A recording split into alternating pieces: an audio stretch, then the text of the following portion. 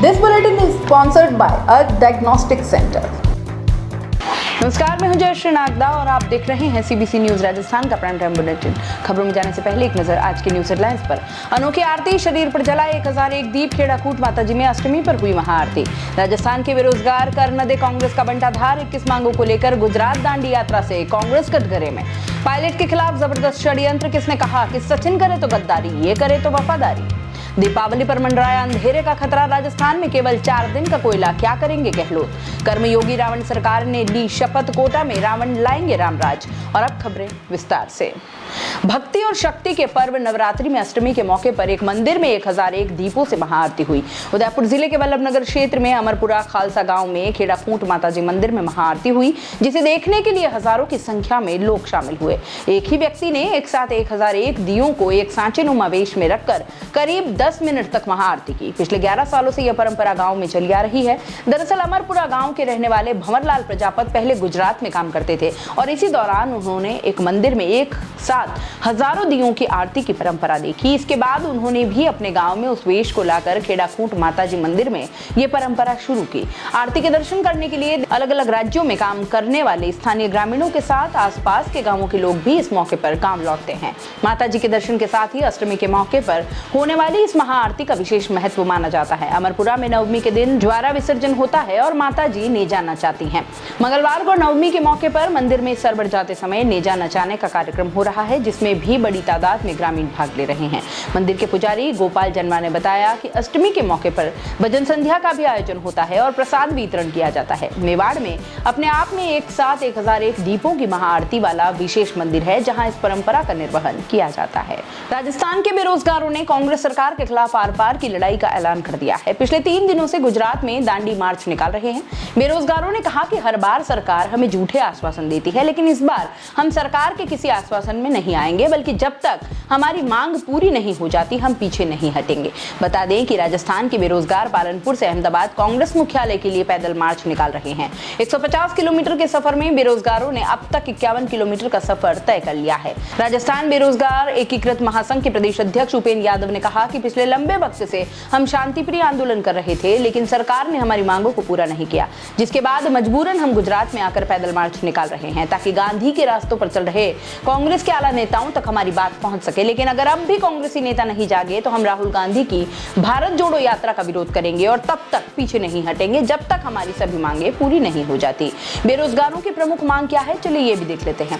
Computer अनुदेशक भर्ती में 40% की बाध्यता में शिथिलता देकर सभी रिक्त पदों को भरा जाए। राजकीय ITI कॉलेजों में 1500 पदों पर कनिष्ठ अनुदेशक भर्ती की विज्ञप्ति जारी की जाए। 2100 + 544 पदों पर पंचायती राज यानी JN भर्ती की विज्ञप्ति जारी की जाए। ग्राम पंचायत ई मित्र संचालक संघ से जुड़े ई मित्र ऑपरेटर अभ्यर्थियों की तमाम मांगों को जल्द से जल्द पूरा किया जाए। प्रतियोगी भर्ती परीक्षाओं में OBC EWS के नवीनतम सर्टिफिकेट को मान्य किया जाए और किसी भी चयनित अभ्यर्थी को सर्टिफिकेट की वजह से बाहर न किया जाए। Radiographer, lab technician, junior accountant, कृषि पर्यवेक्षक, LDC, RS, ECG, ASI, CHO, सूचना सहायक, प्रोग्रामर, दंत चिकित्सक, नर्स ग्रेड 2, ANM, पशुधन सहायक, auto technician, stenographer, APRO, PRO, Jaldhari, सहायक कृषि अधिकारी, सैनिटरी इंस्पेक्टर, चतुर्थ श्रेणी कर्मचारी, कॉलेज शिक्षा में PTI, लाइब्रेरियन और जलदाय विभाग में नई भर्तियां निकाली जाए और इसी तरह की 21 और मांगे हैं। राजस्थान में अंदरूनी बिखराव बराबर चालू है। राजस्थान में सियासी बवाल रोकने के लिए कांग्रेस हाईकमान की तरफ से नेताओं के खिलाफ बयानबाजी पर रोक लगाई गई थी। इसके बावजूद कई नेताओं का सब्र टूटता हुआ दिखाई दे रहा है। मंत्री राजेंद्र गुड़ा ने एक बार फिर सचिन पायलट को CM बनाने की पैरवी की है। उन्होंने कहा कि मानेसर जाने वाले 5 विधायकों को जब मंत्री बना सकते हैं तो पायलट को CM क्यों नहीं।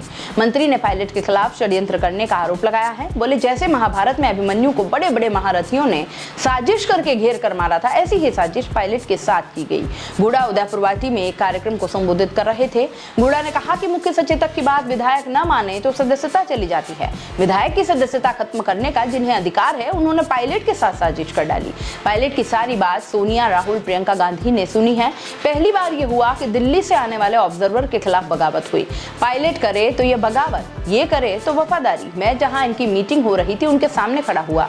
जो सड़कें लाल करने की बात कर रहे थे, मैं उनको स्टूडेंट लाइफ से जानता हूं। गूडा ने आगे कहा कि पायलट के लिए जिस भाषा का इस्तेमाल किया गया, सारे लोगों ने जब उन्हें टारगेट बनाया, मैं अपने आप को रोक नहीं पाया। मैंने कहा कि ये गलत है। जो लोग पायलट के साथ दिल्ली गए वो पायलट को दिल्ली छोड़कर दूसरे खेमे में घुस गए। आपने पायलट के साथ के 5 विधायकों को मंत्री बना दिया। अब आप जिस तरह की भाषा का प्रयोग कर रहे हैं वो गलत है।